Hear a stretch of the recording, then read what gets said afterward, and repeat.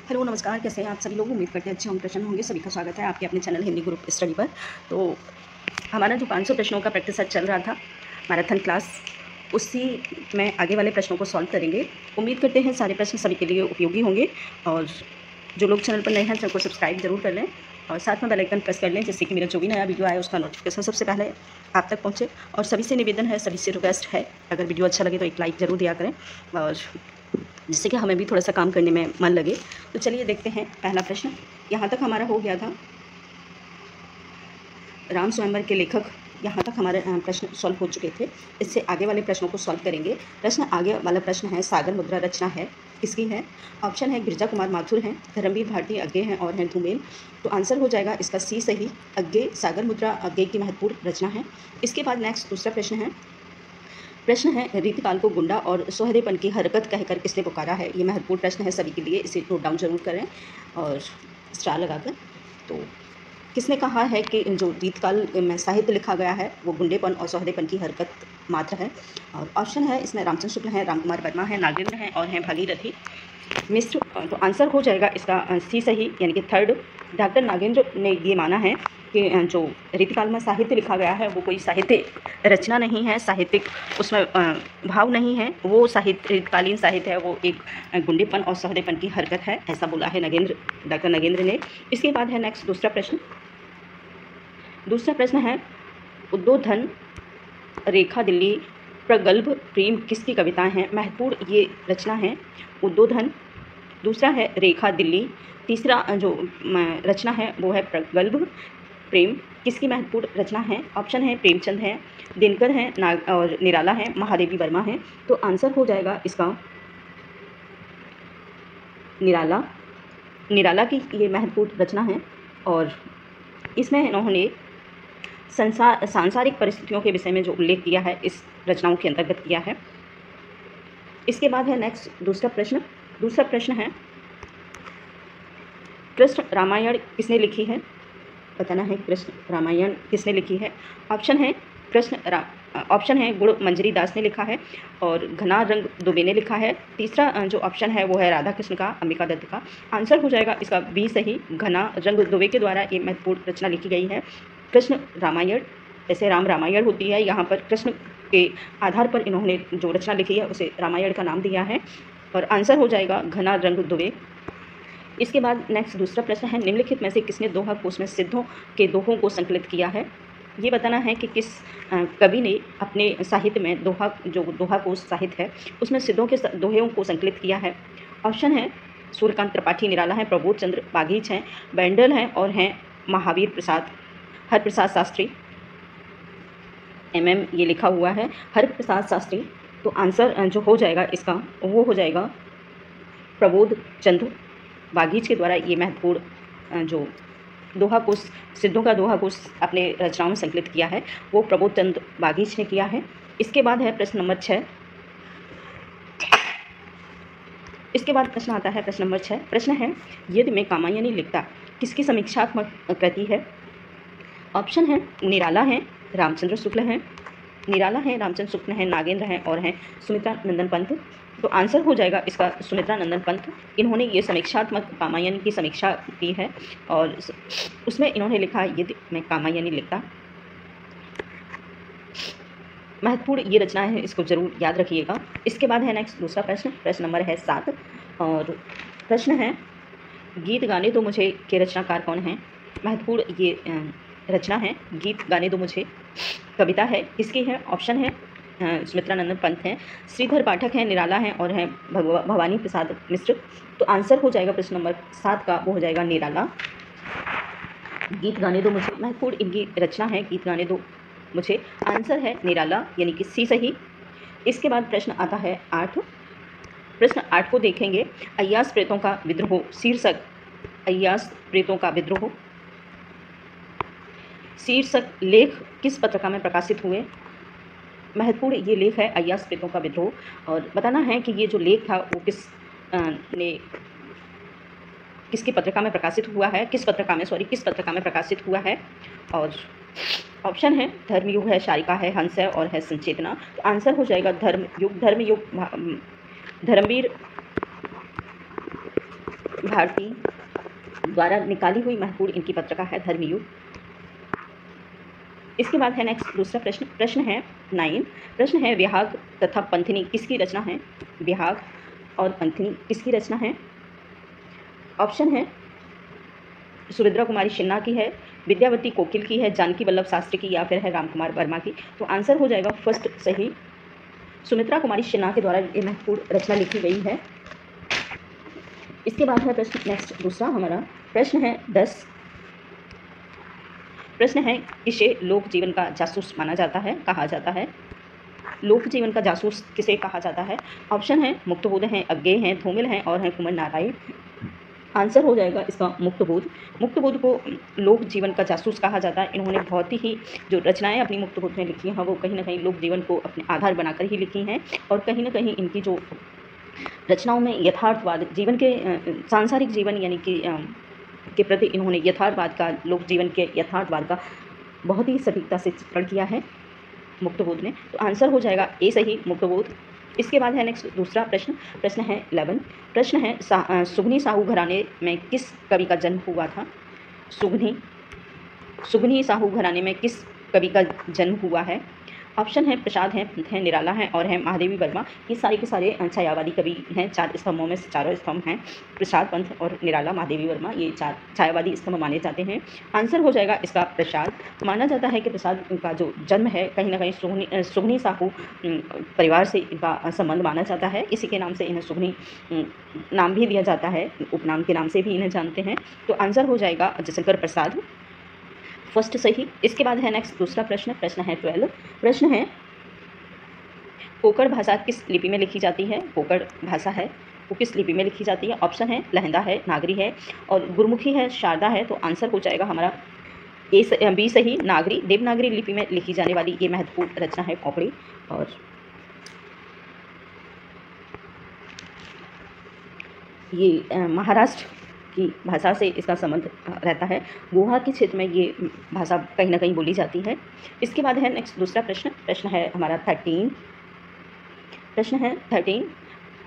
हिंदी का पहला राजनीतिक उपन्यास है कौन सा है, ये बताना है। राजनीतिक उपन्यास, हिंदी में बहुत सारे उपन्यास, कई प्रकार के उपन्यास लिखे गए हैं। राजनीतिक उपन्यास, साहित्यिक ऐतिहासिक उपन्यास और बहुत सारे उपन्यास, यथार्थवादी उपन्यास लिखे गए, कई प्रकार के उपन्यास लिखे गए हैं। तो इसमें बताना है कि पहला जो राजनीतिक उपन्यास था वो कौन सा था। ऑप्शन है चंद हसीनों के खतूत, प्रेमाश्रम, देहाती दुनिया और चंद्रकांता। ये प्रमुख ऑप्शन है। तो आंसर हो जाएगा इसका वो है प्रेमाश्रम। प्रेमाश्रम जो उपन्यास है वो प्रेमचंद के द्वारा लिखा हुआ है। प्रेमचंद ने बहुत सारे हिंदी उपन्यास लिखे हैं, जिनमें से एक इनका प्रेमाश्रम जो उपन्यास है वो राजनीतिक क्षेत्र में पहला उपन्यास माना जाता है। तो इसको ज़रूर याद रखिएगा, प्रेमाश्रम। इसके बाद है नेक्स्ट प्रश्न दूसरा। प्रश्न है नागरी प्रचारी सभा के अनुसार सूरदास के ग्रंथों की संख्या कुल कितनी मानी गई है? वैसे तो सब अपने अपने अलग अलग अनुमान के माध्यम से सूरदास की रचनाओं का व्याख्यान करते हैं, लेकिन हमको बताना है कि नागरी प्रचारी जो सभा थी उसमें सूरदास के कुल कितने ग्रंथों का उल्लेख किया गया है। ऑप्शन है 15 हैं, 16 हैं, 17 हैं और हैं 21। 4 ऑप्शन है। आंसर हो जाएगा हमारा बी सही, यानी कि 16। सूरदास के 16 जो ग्रंथ हैं उनका उल्लेख मिलता है नागरी प्रचारी सभा में उल्लेखित किया गए हैं। तो याद रखिए इस चीज़ को ज़रूर। इसके बाद है नेक्स्ट दूसरा प्रश्न। प्रश्न है विशुद्धानंद चरितावली नामक जीवनी किसकी है? महत्वपूर्ण ये रचना है विशुद्धानंद चरितावली किसकी महत्वपूर्ण जीवनी है? तो आंसर हो जाएगा इसका ऑप्शन देखेंगे हम। चिंतामन लाल वैश्य की है, माधव प्रसाद मिश्र की है, महावीर प्रसाद की है, या फिर है अखिलानंद शर्मा की। तो आंसर हो जाएगा इसका माधव प्रसाद मिश्र के द्वारा ये महत्वपूर्ण रचना लिखी गई है। आंसर हो जाएगा बी सही। इसमें कहीं कहीं मेरे से थोड़ी सी मिस्टेक हो गई है, तो इसलिए मैं आप सभी से सॉरी बोलती हूँ। जब आप अपने नोट्स को कंप्लीट करें यानी कि लिखें तो इसमें नंबरिंग जरूर डालें। ऑप्शन में नंबर डालना मैं भूल गया, उसमें मिस्टेक हो गई जब डाउनलोड किया तो इसीलिए इसका जो नंबरिंग है वो हट गई है, दोबारा मैंने कर नहीं पाई हूँ। तो आप लोग इसमें नंबरिंग जरूर कर लेंगे। इसके बाद है नेक्स्ट दूसरा प्रश्न है वीर अभिमन्यु नाटक किसका है? ऑप्शन है बालकृष्ण शर्मा भट्ट का है, राधा श्याम कथावाचक का है, भारतेंदु का, या फिर है प्रताप नारायण मिश्र का। तो आंसर हो जाएगा इसमें राधे श्याम कथावाचक के द्वारा ये महत्वपूर्ण जो नाटक लिखा गया है वीर अभिमन्यु। इसके बाद है नेक्स्ट दूसरा प्रश्न देखेंगे 17। प्रश्न है सबसे बड़ा आदमी किसकी रचना है? सबसे बड़ा आदमी के रचनाकार कौन है? ऑप्शन है बलदेव वंशी हैं, भगवती चरण वर्मा हैं, धूमिल हैं और हैं सुमित्रानंदन पंत। तो 17 का जो आंसर हो जाएगा वो है बी सही, भगवती चरण वर्मा के द्वारा ये महत्वपूर्ण रचना लिखी गई है जिसका नाम है सबसे बड़ा आदमी। इसके बाद है नेक्स्ट दूसरा प्रश्न, प्रश्न है 18 प्रश्न देखेंगे हम। काशी में तुलसी ने किस गुरु के पास रहकर विद्या अध्ययन किया था? महत्वपूर्ण ये प्रश्न है, इसको जरूर नोट डाउन करेंगे स्टार लगाकर अपने नोट्स में। और आंसर ऑप्शन होगा इसका से सनातन, नरहरदास, राघवानंद और इसके बाद है 3 ही ऑप्शन है भाई इसमें, कोई नहीं, इसमें 3 ऑप्शन में ही हम अपना आंसर ढूंढ लेंगे। और आंसर हो जाएगा इसका शेष सनातन। काशी में रहकर जब तुलसीदास ने अपना विद्या अध्ययन किया था तो शेष सनातन के गुरु के पास रहकर इन्होंने अपना विद्या को आगे बढ़ाया था। तो आंसर हो जाएगा हमारा ए सही। इसके बाद है नेक्स्ट दूसरा प्रश्न, प्रश्न है काशी में, प्रश्न है 19, काशी में तुलसी ने किस गुरु, ये तो हो ही गया है, ये है 19 प्रश्न है। निशा नियंत्रण, एकांत संगीत और सतरंगिनी, विकल विश्व, खादी के फूल, सूरत की माला, मिलन, ये प्रमुख रचना हैं किसकी हैं? ये महत्वपूर्ण रचना है, जरूर याद रखिएगा इनको। निशा नियंत्रण बहुत ज़्यादा आती है, निशा नियंत्रण, एकांत संगीत, सतरंगिनी, केवल, विकल विश्व, खादी के फूल, सूरत की माला, ये महत्वपूर्ण रचना है किसकी हैं? ऑप्शन है कमलेश्वर की हैं, बालमुकुंद की हैं, अज्ञे की हैं और हैं हरिवंश राय बच्चन।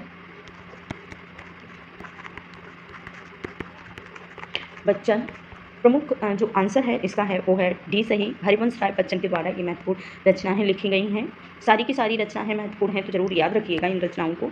इसके बाद है प्रश्न 20, प्रश्न है छायावाद को अभिव्यंजनावाद का विलायती संस्करण किस आलोचक ने माना है?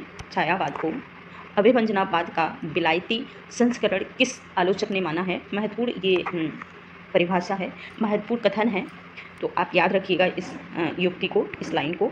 ऑप्शन है रामचंद्र शुक्ल हैं, मुक्तबोध हैं, रामलाल शर्मा हैं।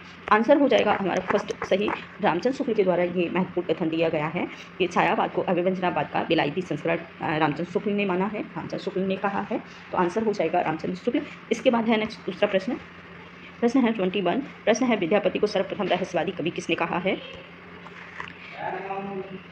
किसने कहा है? ऑप्शन हजारी प्रसाद, शुक्ल जी, ग्रेशन और हैं नगेंद्र।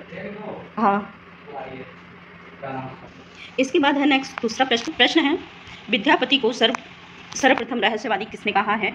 और महत्वपूर्ण ये प्रश्न है कि विद्यापति को सर्वप्रथम रहस्यवादी किस कवि ने माना है? ऑप्शन है हजारी प्रसाद द्विवेदी, रामचंद्र शुक्ल, ग्रेशन और है नागेंद्र। तो आंसर हो जाएगा इसका सी सही, ग्रेशन के द्वारा ये विद्यापति को सर्वप्रथम रहस्यवादी माना है ग्रेशन में, तो आंसर हो जाएगा सी सही। इसके बाद है नेक्स्ट दूसरा प्रश्न, प्रश्न है प्राचीन पंडित और कवि किसकी रचना है? ऑप्शन है महावीर प्रसाद द्विवेदी हैं, महावीर प्रसाद द्विवेदी, माधव प्रसाद मिश्र हैं, बालमुकुंद हैं और योगी हर हैं, तो आंसर हो जाएगा इसका महावीर प्रसाद द्विवेदी। प्रश्न है 22, महावीर प्रसाद द्विवेदी प्राचीन पंडित और कवि महावीर प्रसाद द्विवेदी की महत्वपूर्ण रचना है। इसके बाद है नेक्स्ट दूसरा प्रश्न, शाही सिकंदर जल के बोरे बहुरे अग्नि पर जा रहे किसकी पंक्तियां हैं?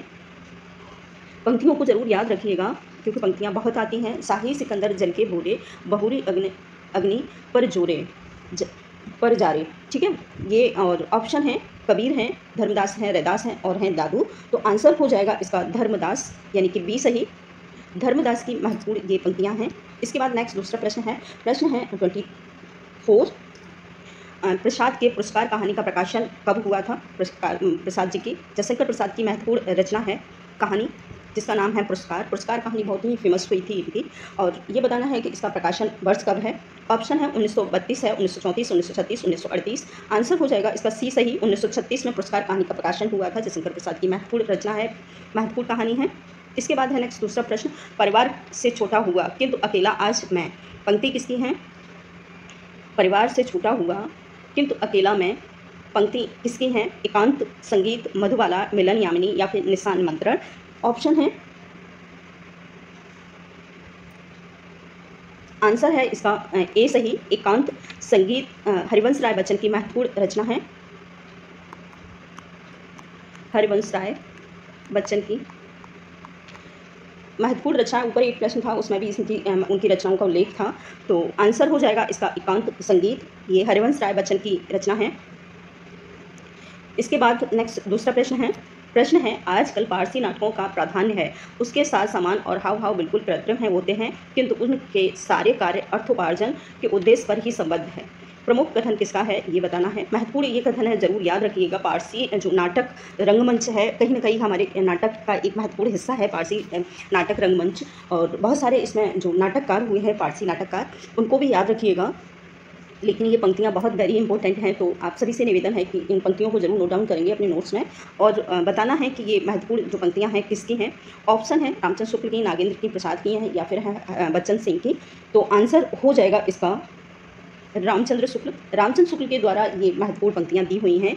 आजकल पारसी नाटकों का प्राधान्य है, उसके साथ साज सामान हाव भाव बिल्कुल कृत्रिम होते हैं, किंतु उनके सारे कार्य अर्थोपार्जन के उद्देश्य पर ही संबद्ध रखते हैं। ये महत्वपूर्ण पंक्ति हैं और आचार्य रामचंद्र शुक्ल की। आंसर जो हो जाएगा हमारा फर्स्ट सही हो जाएगा। इसके बाद है नेक्स्ट दूसरा प्रश्न, विद्यापति को श्रृंगार रस का सिद्ध वाक्य कवि किसने कहा है। विद्यापति को श्रृंगार रस का सिद्ध वाक्य कवि किसने कहा है। ऑप्शन है रामविलास शर्मा है, रामकुमार वर्मा है, हजारी प्रसाद हैं, रामचंद्र शुक्ल हैं। महत्वपूर्ण ये रचनाकार हैं। आंसर हो जाएगा प्रश्न इसका हजारी प्रसाद द्विवेदी। विद्यापति को सिद्ध वाक्य श्रृंगार रस का सिद्ध वाक्य कवि हजारी प्रसाद द्विवेदी ने कहा है। इसके बाद है नेक्स्ट दूसरा प्रश्न है हमारा 28। किस आलोचक ने विद्यापति को शुद्ध श्रृंगारी कवि नहीं माना है। किस आलोचक ने नहीं माना है। ऊपर जो हजारी प्रसाद द्विवेदी हैं उन्होंने सिद्ध वाक्य कवि माना है विद्यापति को। यहाँ पर है विद्यापति को शुद्ध श्रृंगारी कवि नहीं माना है। ऑप्शन है रामचंद्र शुक्ल हैं, रामकुमार वर्मा है, रामरक्ष वैनीपुरी हैं और हैं नागेंद्र। तो आंसर हो जाएगा 28 का डी सही। नागेंद्र के द्वारा ये माना जाता है कि जो विद्यापति हैं वो शुद्ध श्रृंगारी कवि नहीं हैं। इसके बाद नेक्स्ट दूसरा प्रश्न है भृंगी संवाद, ठीक है, मिलता है किस रचना में। ऑप्शन है पृथ्वीराज रासों में मिलता है। भृंगी संवाद किस रचना में मिलता है। ऑप्शन है पृथ्वीराज रासों में, कीर्तिलता में, कीर्ति पताका में, या फिर है पदावली में। तो आंसर हो जाएगा 29 का कीर्तिलता में भृंगी श्रृंगार जो संवाद है वो मिलता है। इसके बाद है आपका लास्ट प्रश्न नंबर है 30। प्रश्न है विद्यापति ने अपनी किस रचना में जौनपुर नगर का वर्णन किया है। महत्वपूर्ण ये प्रश्न है, इसको जरूर नोट डाउन करिएगा आप लोग। किस रचना में इन्होंने जौनपुर नगर का उल्लेख किया है। ऑप्शन है कीर्तिलता, कीर्तिलता पदावली और पुरुष परीक्षा। आंसर हो जाएगा इसका फर्स्ट सही कीर्तिलता में विद्यापति ने अपने जौनपुर नगर का उल्लेख किया है। तो आज इतना ही। इसके बाद नेक्स्ट दूसरे प्रश्न वीडियो में नेक्स्ट प्रश्नों को हम उल्लेख करेंगे। तो थैंक यू।